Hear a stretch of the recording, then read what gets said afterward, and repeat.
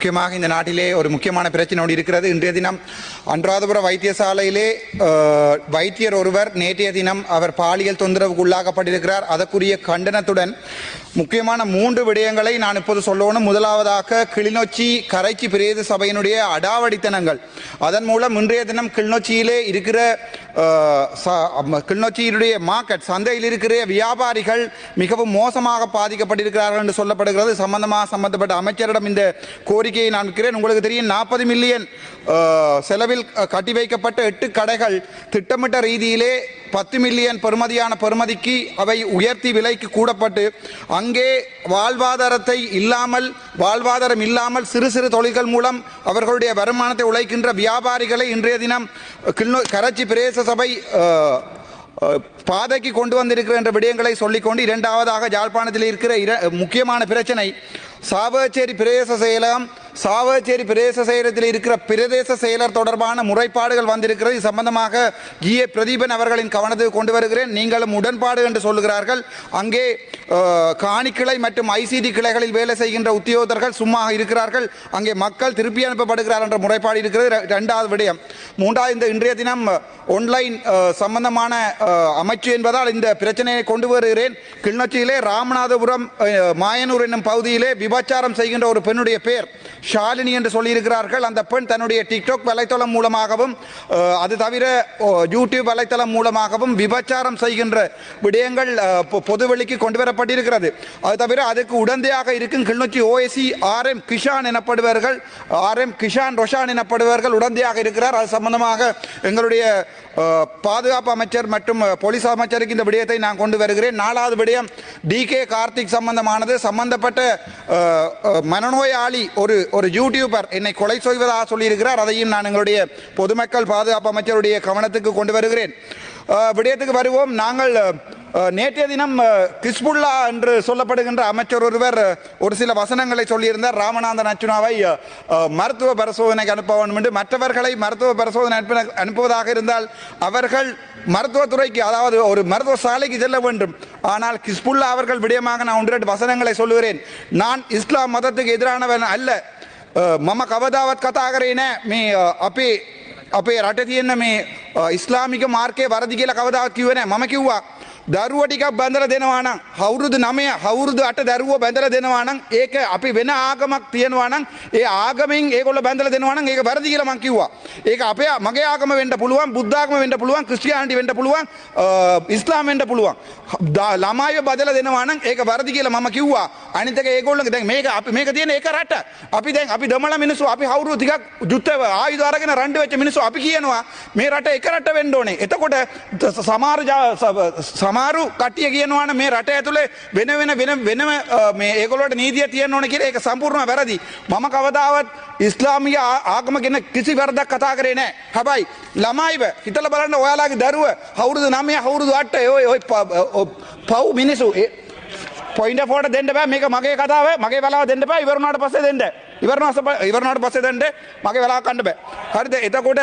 එතකොට මේක සම්පූර්ණ වැරදි. මේක ලෝක ආගම එන නිසාම් කාර්ය පෙරමුම් මන්ත්‍රීතුමා අපේ රටට අපිට ගරු මූලාසන සභාපතිතුමනි මෙම ගරු පාර්ලිමේන්තුවේ මන්ත්‍රීතුමා ඔය ඊයේ කියපු කතාව නැවතත් කියලා පිස්බුල්ලා මන්ත්‍රීතුමාගේ නමත් කියලා ඉස්ලාම් ධර්මය ගැනත් මේ කියන කතාව කරුණාකර ඉඩ දෙන්න එපා. ඩිජිටල් කරණයේදී මෙවැනි අසත්‍ය සහ ජනතාව අතර වෛරය වපුරන කතා කියන්න එපා කියලා මම ගෞරවයෙන් කිල්ලා සිටිනවා.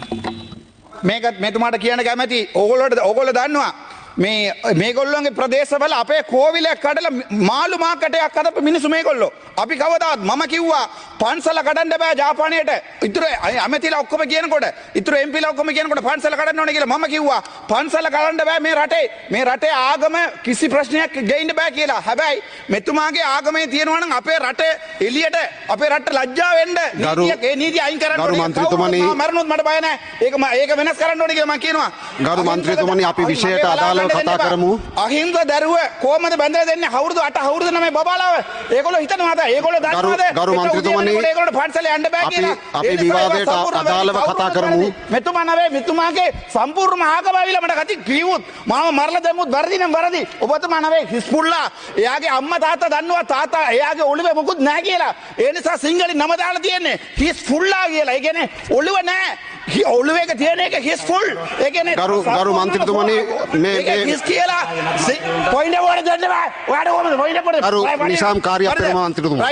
ඉස්පුල්ලා මන්ත්‍රතුමා ගැන කියපු සියලුම කතාව හැන්සට් වලින් කපා දමන ලෙස ඉතා ගෞරවයෙන් අයද සිටින අතර දිගින් දිගටම අනිත් තන්ත්‍රීවරුන්ගේ වරප්‍රසාදයේ කඩවිද විදියට මෙතුමා කතා කරොත් ඒ නව කතාව නවත්තන ලෙස ඉල්ලා සිටිනවා.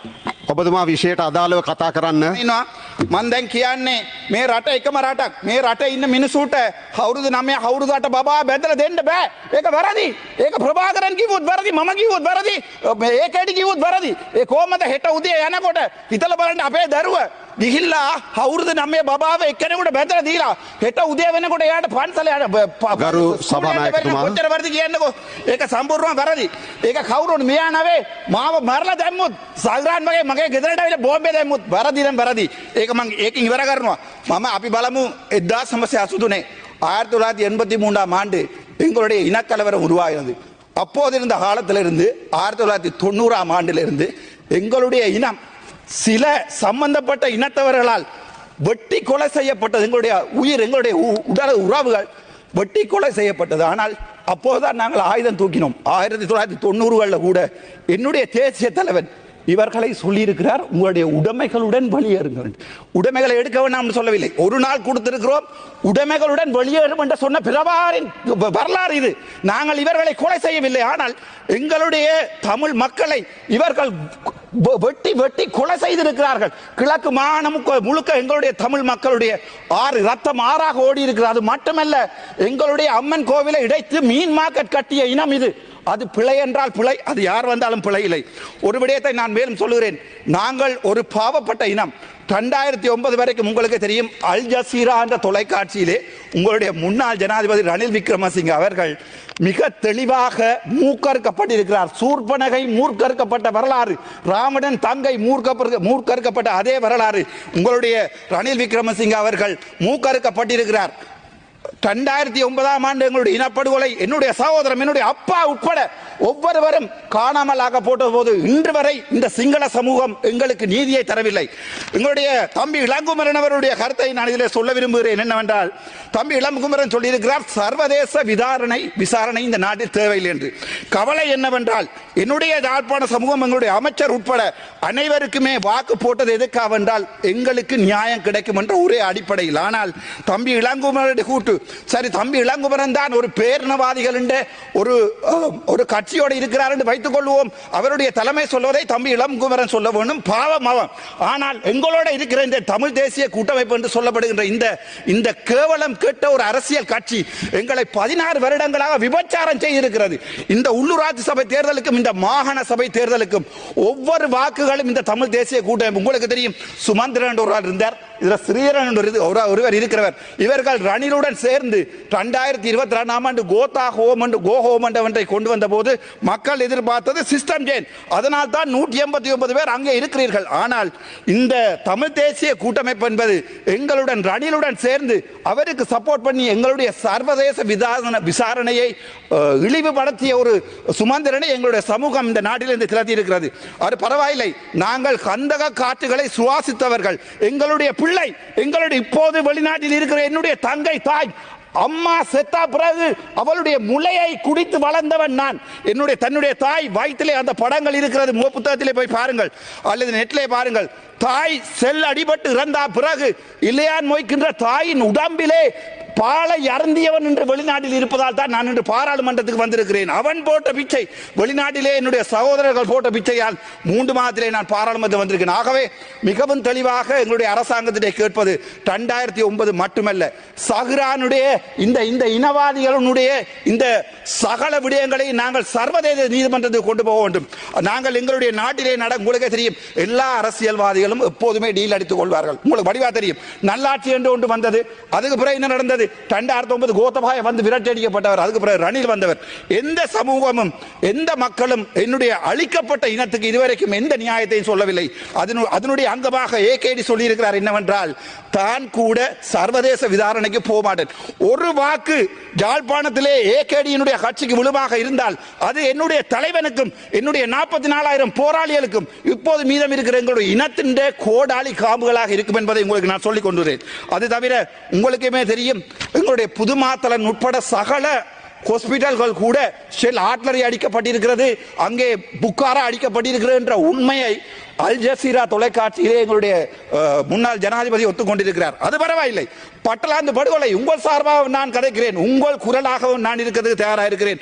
பட்டலாந்து படுகொலை எனப்பட்டுக்கிட்ட 88,000 உங்களுடைய சகோதரர்கள், உங்களுடைய ரோகண விஜய் வீரர் உட்பட எல்லாரையும் கொண்டே சுட்டு கொண்டே கனத்த மயானத்திலே உயிரோடு எறிந்த வரலாறு உள்ள ரணிலை நீங்கள் பிடிக்காமல் இருப்பது உங்களுடைய அரசியல் கலாச்சாரம் என்றால் நான் அரசியலிலே ஒரு புள்ளியாகவே இருக்க விரும்புகிறேன். சரி, அதையும் பார்ப்போம்.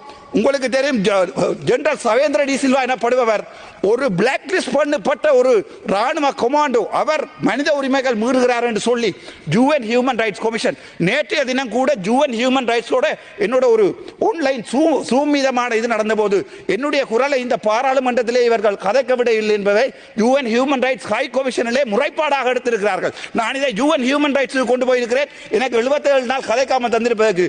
அதே போன்றுதான் எங்களுடைய சவேந்திர சில்வா அமெரிக்க அரசாங்கம். இன்னொரு விடயத்தை சொல்லுகிறேன். நான் பலஸ்தீனத்திலே உங்களுக்கு தெரியும் காசாவிலே நடக்கின்ற போர், அந்த காசாவிலே நடக்கின்ற போரின் போது அமெரிக்காவால் சொல்லப்பட்ட விடயம் என்னவென்றால், கோத்தபாயவும் அதே நேரம் எங்களுடைய முன்னாள் ஜனாதிபதி மஹிந்த ராஜபக்சவும் எவ்வாறு எங்களுடைய மக்களை பாதுகாப்பு பிரதேசத்துக்கு போ என்று சொல்லி குண்டடித்தார்களோ அதே மாதிரியே கொலை செய்ய வேண்டும் என்ற ஒரு முறைமையை வலதுசாரி அமெரிக்கன் அமைப்பு ஒன்று இஸ்ரேலுக்கு சொல்லியிருப்பதாக எங்களுடைய மெஹ்தி ஹாசன் சொல்லியிருக்கிறார். இதன் அடிப்படை என்னவென்றால், நாங்கள் சர்வதேசத்தால் நாங்கள் அழிக்கப்பட்டிருக்கிறோம் என்று ஏற்பட்டிருக்கிறது. UN ஹியூமன் ரைட்ஸ் கமிஷன் சொல்லுகிறது எங்களுடைய 40,000 சகோதரர்கள் அழிக்கப்பட்டிருக்கிறார்கள். இப்போது இருக்கும் ஒரே குரல், தமிழனின் ஒரே குரலாக நான் இருக்கிறதுக்கு ஆசை. எனக்கு சாவதற்கு பயமில்லை. சாவதா இருந்தால் எனக்கு பாதுகாப்பு நீங்கள் தரவில்லை, தேவையில்லை. என் கைகள் என்னை பாதுகாத்துக் கொள்ளட்டும், அல்ல என் உடலை என்னுடைய சகோதரர்களுக்கு நீங்கள் அனுப்பி வையுங்கள். 44,000 உறவுகள் பார்த்து கொண்டு தான் இருக்கின்றன. உங்களுடைய அரசாங்கம் தந்து பாதுகாப்பில் வாழ்வதை விட என் உயிரை இழந்து என் சகோதரர்களோட போயிருக்க நான் தயாராக இருக்கிறேன். ஆனால் மிகவும் கவலை என்னென்றால், இந்த 1-2 ஒரு முஸ்லிம் அமைச்சர்கள் எங்களை பார்த்து கதைக்கிற கதை. நாங்கள் எந்த இனத்துக்கும் எதிரானவர்கள் அல்ல. ஒரு நாளில் போங்கோ, யாழ்ப்பாணத்தை விட்டு வெளியேறுங்கள் என்று சொல்லி உடைமைகளுடன் வெளியேறுங்கள் சொன்ன தலைவன் நான், என்னுடைய தலைவன். ஆனால் இவர்கள் என்ன சொல்லி இருக்கிறார்கள் என்றால், எனக்கு மூளை சரியில்லை. இதே அவருடைய தாயார் தெளிவாக සිංහලத்திலே பேர் එයාගේ අම්මා හිස්බුල්ලාගේ අම්මා හරියටම නම දාලා තියෙනවා. හිස්බුල්ලා ඒ කියන්නේ ඒ ඔළුව හිස් කියලා කියලා තියෙන්නේ. ඒක සිංහලෙන් නම දාලා තියෙන්නේ. කඩාගෙන ඉන්න. ගරු මන්ත්‍රීතුමනි, මේ සාදාඩක් පිළියෝ සරන් සරම් ගරු මන්ත්‍රීතුමනි, අපි මේ විවාදය විනයානුකූලව ගෙන යා යුතුයි. මගේ අයිතිවාසිය තියෙනවා. මගේ නම සටහන් කරලා ඒ හිස්බුල්ලා මන්ත්‍රීතුමා කියපේකට උත්තර දෙන්න මට අයිතිය තියෙනවා. වෙනත් මන්ත්‍රීවරුන්ට අපහාසයක් වෙනවා නම් ඔබේ කතාව නවත්තන්න සිද්ධ වෙනවා මට. කොච්චරලා තියෙනවද? වෙන මන්ත්‍රීවරුන්ට හෝ කාට හෝ අපහාසයක් කරනවා නම් මේ කතාව නවත්තන්න සිද්ධ වෙනවා මට. මන්ත්‍රීතුමා අහන්න මගේ නම සටහන් කරලා මම පිස්සක් කියලා කියනවා. ඔබතුමා විවාදයට සහභාගී වෙන්න. ඔබතුමාගේ කාලය තව විනාඩියයි තියෙන්නේ. මං ගහන්නේ ෆීඩෝෆීලියා කියන්නේ ඔබතුමාගේ කාලය තව විනාඩියයි. මගේ බලාව අර පැත්තට දීලා තියෙනවා, වරදක් කරන්න එපා. ෆීඩෝෆීලියා කියන්නේ පොඩි ළමයිත් එක්ක සෙක්ස් කරන ලෙඩක් තමයි ෆීඩෝෆීලියා. එතකොට පොඩි දරුවක් අපි දැකලා එයාත් එක්ක සෙක්ස් කරන්න ඕනේ කියලා හිතනවා නම් ඒක ෆීඩෝෆීලියා. එතුමාට සයිකෝද නැත්නම් ඒක බරදි කියලා කියපුව එකට මම පිස්සක්ද කියලා මම මේ ජනතාවට අහනවා. ඒක අමතරව මට කියන්න කැමතියි. මම තපරේ ඉවර කරන්නම්. මට ඕන නැහැ වෙලාව, ඔයගොල්ලෝගේ වෙලාව අරගෙන මට කතා කරන්න කිසි ඕමනාවක් නැහැ. හැබැයි මගේ වෙලාව දෙන්නේ නැහැ කියලා UN Human Rights Commission එකේ හයි කමිෂන් එකේ මම කියලා කම්ප්ලේන්ට් කරලා දිනවා. ඒක බලාගමු අපේ රට වෙනුවට. ඔබතුමා මාතෘකාවට අදාළව කතා කරේ නැතුව කාලය ගෙවිලා ගියා නිකම්ම. මගේ කතාව දෙන්නේ මට කරුණා කරලා තව විනාඩියකින් කතාව අවසන් කරන්න. ඔබතුමාට ඩිසයිඩ් කරන්න බෑ මං කතා කරන්නේ මොනවද කියලා. හරිද? ඔය පුටුවේකට අපි රෙස්පෙක්ට් එකක් දෙනවා. මගේ බලාව නැස්ති කරන්න එපා. මේ බේජ පබ්ලික් ඉන්වෙස්ට්මන්ට් ප්‍රොජෙක්ට් කියලා පොතක් තියෙනවා. මේ පොත ගැන මම විනාඩියකින් හෙටින් කියලා ඉවර කරන්නම්. මේකින් இந்த மேஜர் பப்ளிக் இன்வெஸ்ட்மெண்ட் இந்த புத்தகத்திலே வடக்கு கிழக்கு மாகாணத்திலே ஜெனரல் எடுகேஷனுக்காக நீங்கள் வழங்கி இருக்கிறது சைபர் வீதம். அதே மாதிரி யூனிவர்சிட்டிக்காக நீங்கள் அதாவது பல்கலைக்கழகங்களுக்காக நீங்கள் வழங்கி இருக்கிறது 0.28 வீதம் வடக்குக்கு, கிழக்குக்கு 0.8 வீதம். அதே மாதிரி இளைஞர்களுடைய விளையாட்டுத்துறைக்காக நீங்கள் வழங்கி இருக்கிறது சைபர். அதே மாதிரி பெண்களுடைய பாதுகாப்புக்காக வழங்கி இருக்கிற சைபர். பின்னாடி இது religious and cultural and heritage ministry 2350 million பாவித்திருக்கிறது. ஆனால் இந்த புத்தகத்திலே வடக்கு கிழக்கு இருக்கிறது சைபர். அதே நேரம் நொதர்ன் ப்ரோவின்ஸில் அக்ரிகல்ச்சர் அண்ட் லைஃப் ஸ்டாக்குக்காக 18 பில்லியனும் 25 பில்லியனும் பாவிக்கப்பட்டிருக்கிறது. வடக்குக்காக டூரிசத்துக்கு வரப்பட்டிருக்கிறது பிந்துவாய் சைபர். மிச்சதை சொல்லி තපරේ දෙන්න මම ඉවර කරන්න. ඒ වගේ නොදර්න් ප්‍රොවින්ස් එකේ අපි මුල්ලිවාய்க்கால் එකේ අපි අර පාලම හදන්න දුන්නා මිලියන් 500ක්. හැබැයි 500 மில்லியன் கொடுக்கப்பட்டிருக்கிறது. அந்த 500 மில்லியன் 1.37 வீதம் மொத்தம் உங்களுடைய வடக்கினுடைய செலவினுடைய 1 வீதம் சைபர் வீதமான இவற்றையெல்லாம் தந்துவிட்டு வடக்கு மக்களுடைய வாக்குகளை நீங்கள் பிச்சையாக கேட்டு என்னுடைய இனத்தை අවසන් කරන්න. என்னுடைய இனத்தை நீங்கள் அவமதிப்பீர்களாக இருந்தால் வடக்கில் இந்த முறை உள்ளூராட்சி சபையிலே விழுகிற ஒவ்வொரு ஓட்டும் எனக்கு எதிரான ஓட் அல்ல, என்னுடைய தமிழனுடைய எதிர்காலத்துக்குரிய ஓட். ஆகவே ஒவ்வொரு மக்களும் தயவு செய்து சிந்திக்க வேண்டும். நாங்கள் யார்? நாங்கள் தமிழர். நாங்கள் இன்னொரு இனத்தை ஒரு நாளிலே ஒழுங்காக வெளியே போ என்று சொன்ன தமிழன் நான். நாங்கள் செய்யவில்லை, கொலை செய்யவில்லை. ஏனென்றால் நான் தமிழன்டா, யாழ்ப்பாண தமிழன். முடிந்தால் பண்ணிப்பார். தேங்க்யூ.